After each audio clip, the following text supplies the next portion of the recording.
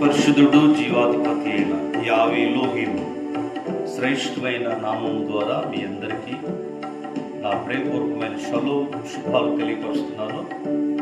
ఈరోజు ఈ వాగ్దానాలు బట్టి మీకు శుభాలు తెలియపరచాలని తండ్రి యొక్క మాటలు మనం విందాము.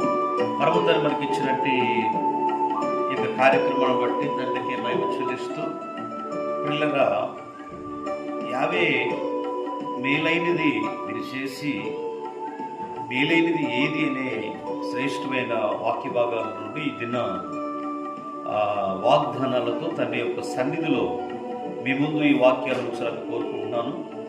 119వ కీర్తన గ్రంథం 72వ వచనంలో, వేల కొలది వెండి బంగారు నాణ్యముల కంటే నీవిచ్చిన ధర్మశాస్త్రం ఎంతో నాకు మేలు అని భక్తుడైన దావీదు ఈ కీర్తనలో తెలియపరుస్తూ ఉన్నాడు. కనుక అన్నిటికంటే శ్రేష్టమైంది, ఘనమైంది, గొప్పది దేవుని యొక్క వాక్యం.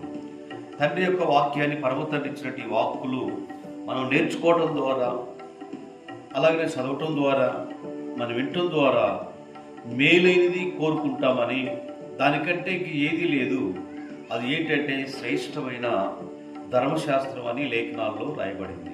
ఈ వాగ్దానాల్లో మేలైనది ఏంటంటే, శ్రేష్టమైనది ఏంటంటే దేవుని యొక్క ధర్మశాస్త్రం. ఆయన ఏలుతో రాయబడినట్టు శ్రేష్టమైన గ్రంథాల్లో రాయబడినట్టు ఆయన మాటలో శాసనాలు మాత్రమే ఉంటాయని శ్రేష్టమైన వాక్య భాగంలోని మనం చూస్తూ ఉన్నాం. ప్రియ సహోదరి సహోదరులారా, మరొక మాట ఏంటంటే 118వ కీర్తనలు 8-9 వచనాల్లో, మనుషులు నమ్ముట కంటే యావేను ఆశ్రయించుట మేలు, రాజులు నమ్ముట కంటే యావేను ఆశ్రయించుట చాలా మేలని ఈ శ్రేష్టమైన వాక్యభాగం తెలియపరుస్తూ ఉంది. కనుక మనుషులు నమ్మే కంటే, ఈరోజు వెండి బంగారు నాణ్యాలను బంధువుల కంటే శ్రేష్టమైనది యావే తండ్రి యొక్క శాసనాలు, ధర్మశాస్త్రం. కాబట్టి ఆయన నమ్ముకున్నట్టు చాలా నిజంగా మంచి రాజులు, చాలామంది బంధువులు, స్నేహితులు, ఎంతోమంది నిన్నగా మనుషులు చాలామంది వస్తూ ఉంటారు. అయ్యా ఇది అదే నిన్ను రకరకాల మాటలు ఎంత, కానీ చివరి దాకా ఉండరు వాళ్ళు.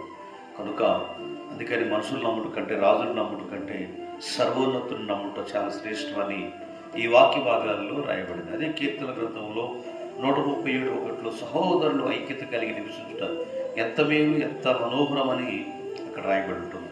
పిల్లలు మనం అందరూ కూడా ఐక్యతతో ఒక ఇంట్లో ఐక్యత కలిగి, భార్యాభర్తల కుటుంబం అందరూ సభ్యులందరూ ఐక్యత కలిగి ఉంటే, ఆ ప్రాంతం అంతా ఐక్యతగా ఉంటే, ఆ మండలం అంతా ఐక్యతగా ఉంటే, ఆ ఊరు మొత్తం, ఆ జిల్లా, ఆ పట్టణము, అలాగనే మన ప్రాంతం, ఆ రాష్ట్రాలు, దేశాభివృద్ధికి ఐక్యతగా ఉంటామని బైబిల్లో రాయబడింది. పోరాటాలు,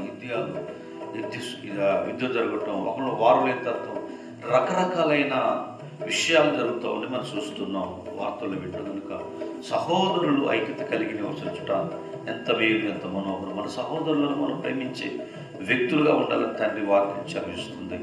ఆయనతో మనం సహవాసం చేస్తే తండ్రి యొక్క సన్నిధిలో ఏ గ్రంథం 11:5 అంటాడు, ఎలోహిం నాతో మాట్లాడితే ఎంతో మేలని ఈ వాక్యం తెలియపరుస్తుంది. అది 22వ అధ్యాయం 21వ వచనంలో, ఆయనతో సహవాసం చేసిన ఎడల నీకు సమాధానము కలుగునని, నీకు మేలు కలుగునని ఈ శ్రేష్టమైన వాక్య భాగం మనకు తెలియపరుస్తుంది. కనుక చివరిగా తండ్రి యొక్క సహాయం కొరకు, ఆయన యొక్క సమాధానం కావాలి అంటే, మనకు మేలు కలగాలంటే ఆయన మనం ఐక్యతతో సర్వోన్నతుని యొక్క ధర్మశాస్త్రం వెండి బంగారం కంటే మనోహరమైంది, నాణ్యమైన శక్తి కలిగింది, కనుక అన్నిటికంటే శ్రేష్టమైంది దేవుని వాక్యం మనకు తెలియపరిచే మాటలు. కనుక పిల్లరా 34వ అధ్యాయం 10వ వచనంలో, సింహం పిల్లలు లేవి కలిగి ఆకలి గురునేమో కానీ ఆయన ఆశ్రయించే వారికి ఏ మేలు పొదువు కాకుండా ఉందునని ఈ వాక్యాల్లో రాయబడింది. కనుక ఈ శ్రేష్టమైన ఈ వాగ్దానాలన్నీ మన జీవితాల్లో నెరవేర్పు జరుగునట్లుగా తండ్రి మన జీవితాల్లో